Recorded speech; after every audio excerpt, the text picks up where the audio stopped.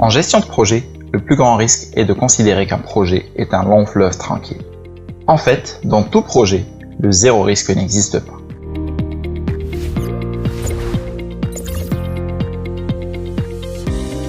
Bonjour à tous, bienvenue dans cette nouvelle vidéo où vous allez apprendre à gérer les risques dans vos projets à l'aide de la matrice des risques. La matrice des risques est un outil puissant qui sert à classifier les risques et à déterminer sur quels risques agir en priorité. En fin de vidéo, je vous donnerai 4 stratégies pour gérer vos risques projets efficacement. Vous aurez ainsi une meilleure compréhension des éventualités qui peuvent affecter votre projet, en étant capable de mesurer simplement la criticité des risques de votre projet et en identifiant clairement les actions préventives et correctives selon la nature des risques identifiés. En description, je vous ai mis un lien pour télécharger un modèle de la matrice des risques qui vous aidera à formaliser efficacement la gestion des risques propres à votre projet. Avant de commencer, abonnez-vous pour être sûr de ne pas manquer les prochaines vidéos explicatives et tutoriels en gestion de projet. Commençons. Comment construire une matrice des risques? Je vais illustrer concrètement ce propos dans ce tutoriel. Pour construire la matrice des risques, il faut commencer par dresser un registre des risques. Le registre des risques est un tableau qui liste tous les risques. Bien que vous allez identifier tout type de risques pouvant affecter votre projet, il n'est pas recommandé d'agir sur chacun de ces risques, car cela peut nécessiter des budgets conséquents et délais énormes qui dans certains cas ne sont pas justifiés. Pour cela, il est conseillé d'utiliser la matrice des risques afin de déterminer sur quels risques vous devez agir. Voyons comment vous pouvez mettre tout ceci en place.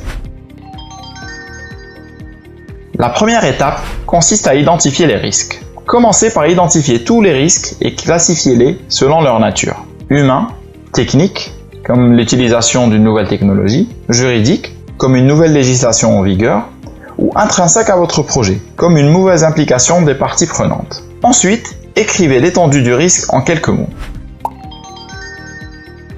Dans la deuxième étape, vous allez analyser ces risques.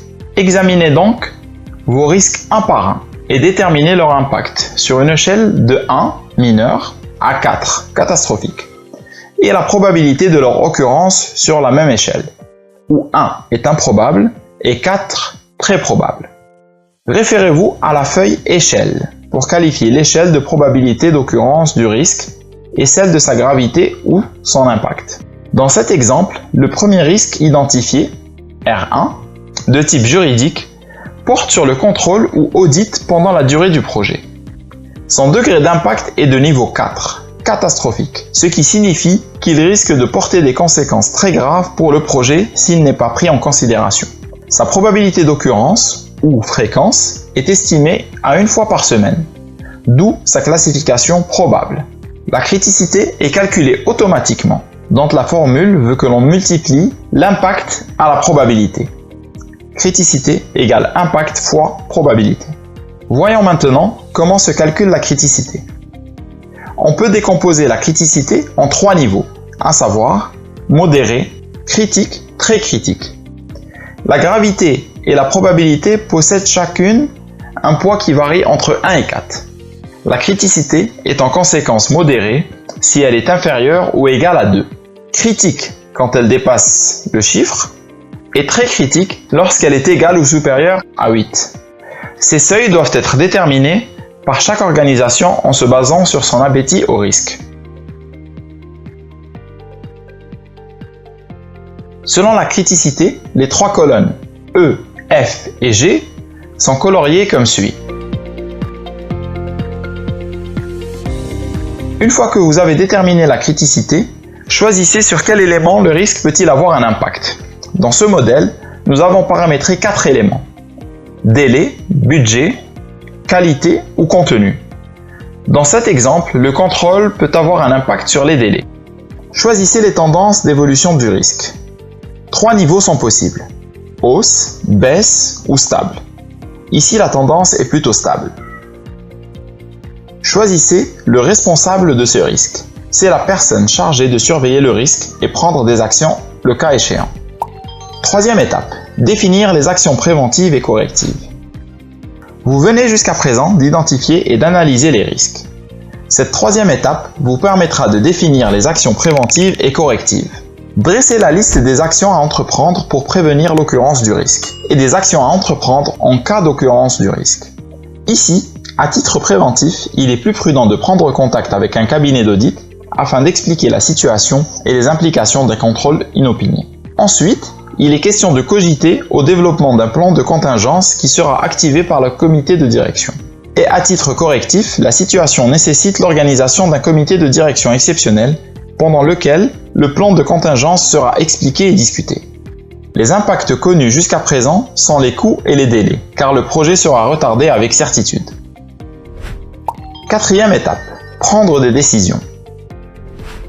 Vous voici arrivé à la quatrième étape, où vous allez pouvoir prendre des décisions. Tout le travail que vous venez d'effectuer vous sera maintenant d'une grande utilité sur la matrice des risques qui vous aidera à repérer visuellement les risques. R1, R2, R6, et ainsi de suite, répartis sur des zones coloriées, jaune, orange et rouge, selon leur degré d'impact, en ordonnée Y, et de probabilité, en abscisse X. En fonction de l'impact et de la probabilité du risque, son identifiant est automatiquement renseigné dans le bon endroit sur la matrice des risques. Sur la légende, l'identifiant du risque ainsi que sa description sont automatiquement repris, afin de vous faciliter la reconnaissance des risques. Les couleurs sur la matrice sont automatiquement changées selon les seuils de leur criticité. La zone jaune veut que le risque soit considéré comme minimal, qui ne requiert aucune attention. Cependant, il va falloir être vigilant, car un risque peut évoluer dans le temps et passer d'une zone à l'autre. La zone orange signifie que les risques sont plutôt gérables. Pour ces risques-là, vous pouvez planifier des actions préventives et ou correctives. Dans les zones rouges, on considère le risque comme étant dangereux, qui nécessite impérativement une intervention. Dans cet exemple, comme vous l'aurez compris, il faut mitiger les risques R7, R1, R4, R5, R15, R17 et R14. Prenez alors le temps de réfléchir à vos risques et à construire la matrice des risques.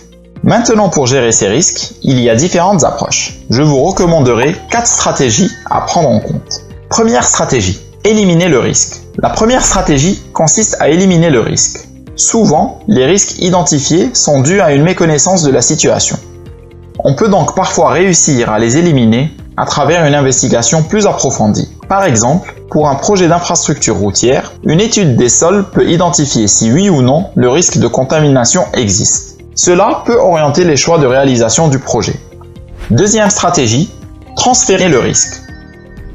Comme il n'est pas possible d'éliminer tous les risques, il est possible de transférer les impacts négatifs des risques et leur responsabilité à un tiers. On parle alors de transfert de risque.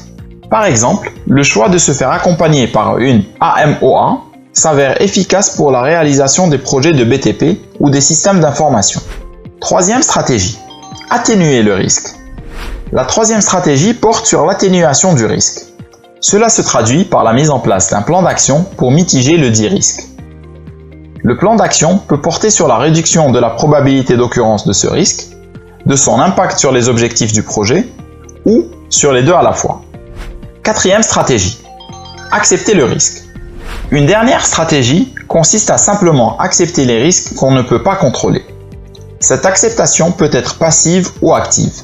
L'acceptation passive laisse à l'équipe de projet le soin de faire face aux risques lorsqu'ils se présentent. La stratégie d'acceptation active, elle, consiste en général à constituer une provision. Les coûts et les délais qui sont accordés pour faire face aux risques acceptés constituent les contingences du projet. Vous savez à présent comment construire et analyser votre matrice des risques de votre projet. En résumé, la gestion des risques s'articule à la fois sur une approche proactive pour la mitigation des risques et aussi réactive pour faire face aux problèmes. Souvenez-vous que n'importe quel projet est loin d'être un long fleuve tranquille et que le zéro risque n'existe pas. Il est donc fort probable que votre projet ne se réalise pas selon les prévisions initiales. Faites part de vos commentaires, questions ou partage de leçons apprises par vos propres expériences. Consultez plus d'articles sur notre blog gestiondeprojet.com pour apprendre et progresser en management de projet.